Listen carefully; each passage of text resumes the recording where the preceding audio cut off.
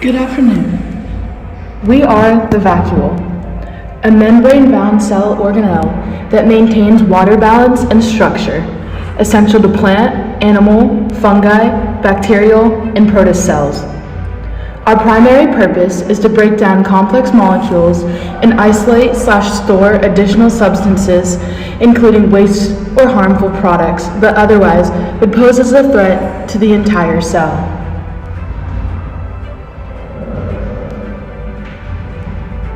In animal cells, such as the top right, we can be found in the many blue dots, and in plant cells, the quite obvious large blue oval. See? Aren't we cute? Voting for us would provide organization, structure, and much needed purpose into your daily life.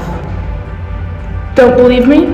Take a listen to my friend, Rick Badasta. A vacuole. Haven't you taken a closer look at the vacuole? It is owning a space for itself, and what you do not see is that it's ingesting emptiness upon its own open mouth, and just like you, digesting everything into tiny pieces, until everything gets so fluid upon its own belly, the universe begins to take shape and move. Just like our own feelings of emptiness, we must learn this art of ingestion, taking things and converting them into fluids until they take the shape of our faces, our future, and our fears. So why is a vote for the vacuole the right vote? The vacuole is the underdog, and who doesn't love the underdog? They've been called trash for way too long, and they are the most important part of the cell. The vacuole transports substances and waste in and out of the cell.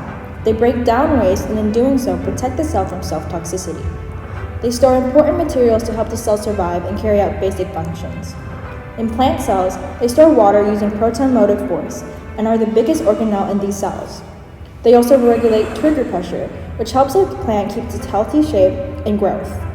Without the vacuole, the cell would eventually die, as it wouldn't be able to expel waste and transport the necessary substances the cell needs.